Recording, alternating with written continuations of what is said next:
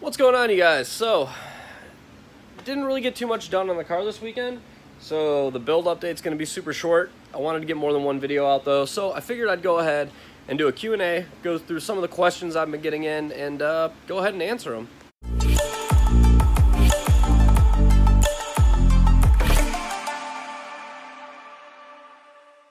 Now, one of the questions I still get asked a lot, even though I made a whole video on it, was why did I LS swap this Mustang instead of keeping the Coyote in it? Basically, I've covered this a couple times. Some of you might not know, but I got this car with no engine. Putting an LS in it was the cheapest, easiest route. If you want more details on it as to why exactly we went into it, it's a pretty detailed description. I will leave a link at the end of this video, and you can check that out. Another question I get asked a lot is what series do I plan on running in this car? Do I plan on running Pro-Am, Pro 2? What's the deal? What am I building it for? Well, unfortunately last year I totaled my GTO in the first round of MDU. The car was super solid going into it. I think I would have had a good running shot at getting my Pro 2 license in that car, but you know, everything that happened, it didn't really work out, so I did not get a Pro 2 license last year. So we're going to be running fun events, Pro-Am series, you know, maybe US Drift. MDU's coming back, so we'll probably be hitting that too, but that's pretty much the plan for this car. Go out, have fun, run a couple competition series, run a lot of fun events, take it to some car shows, stuff like that. Maybe take it to the drag strip, do some drag racing in it, and just, you know, just have fun. That's basically what we're building it for. And that kind of leads me into the next question that I've been getting asked. Whatever happened to my GTO after I wrecked it? So when I wrecked the GTO, I bent the front frame rail pretty bad. It was salvageable. We could have pulled it and put it back together, but I already had this car. I was starting to build it. I didn't feel like we could safely repair the car in the time frame we had, so we just parted it out, put everything into the RX-7 that we ran last year, and what ended up happening to the GTO chassis is I scrapped it. I sent it to a scrapyard as it was. I didn't want to deal with trying to sell the chassis, having people, you know, have somebody else buy that car and then, you know, digging through it and, you know, going down a bunch of different owners after me. I mean, that chassis ran its course. I bought that car new off the dealer floor, daily drove it for 4 or 5 years, turned it into a race car, beat the hell out of it, enjoyed it.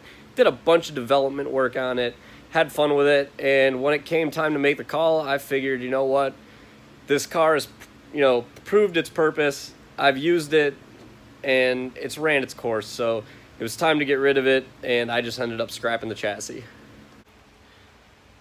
How much horsepower are we trying to make out of this thing? Well, we got this big boy Garrett Turbo, GTX 4508R.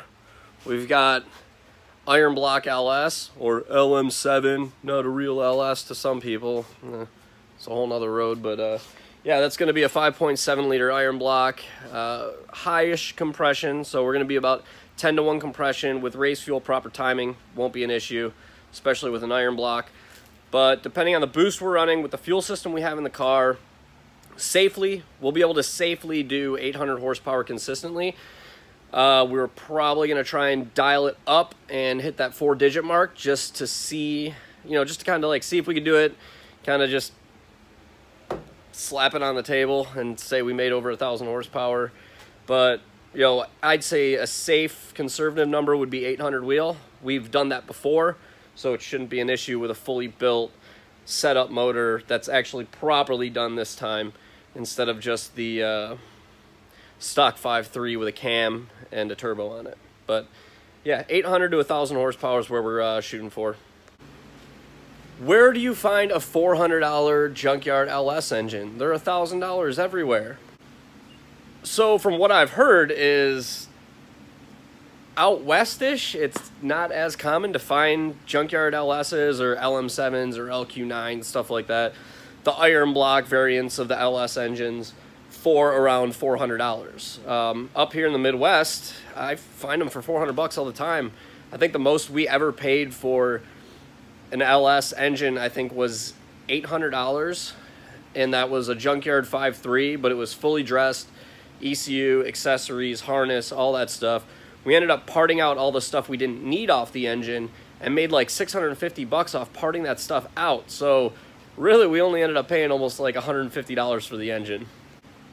But they are a lot more common in the Midwest. People use them for trucks, work trucks, stuff like that. It's a really common engine, so they're super easy to find in junkyards and pull-aparts around here. Some of the pull-aparts around here are actually, you go up to the junkyards, you pull the engine and transmission, ECU, whatever you want out yourself. And for any long block V8 at like Parts Galore by up here in Detroit, the cost on any V8 is like $250 or something like that. So you pull it out yourself, you get them for dirt cheap.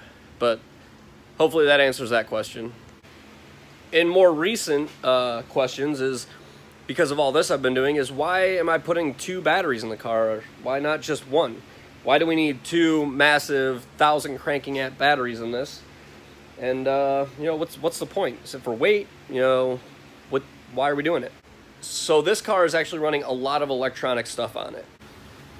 So we have 2 electric fans in the back here, and we're also adding a 3rd radiator, a small radiator for the air-to-water intercooler system. So that'll be 3 electric fans in the back. We are going to have 2 electric fuel pumps coming out of the fuel tank down there. So right now we're at 3 fans, 2 pumps. We have our electric water pump for the icebox system right there. And then our giant Messer 55-gallon minute pump over there. And that pump is for the radiator system and the actual engine cooling. We have another fan up front here for the oil cooler system. We have an electric power steering rack. And then obviously all the other electronics that we need to run the engine. We have coil packs we have to power, the PCM, the gauges, switch panels, you know, wiper motors, stuff like that. So we actually have a lot of electronics going into this car. So we're not running these cars for super long periods, but it's good to have that extra capacity there if we need it. That way, say we do a run, we get the car hot. I have had issues in the past where we have heat soaked a starter and had to crank it a little bit longer to get the car to start, and we've killed the battery doing that. So having a second battery will prevent that, and it's more of a, you know, it's a safety feature. Well, not a safety feature. It's kind of like we're just taking extra precaution to make sure we don't run into that issue. So that's why we added a second battery, just so we don't have to worry about that. We'll have all the juice there, no issues. Another question I've had pop up a couple times is, where is all this located? Where's your shop located at? Well, actually, it's not a shop. This is my garage. Yeah. And I'm just north of Detroit, right off Lake St. Clair, so southeast Michigan area. Winter sucks, that's for sure. But yeah, I do all this out of my garage at home, and I don't really have a shop. I mean, I turned my garage into kind of a shop. I mean, I put a hoist in.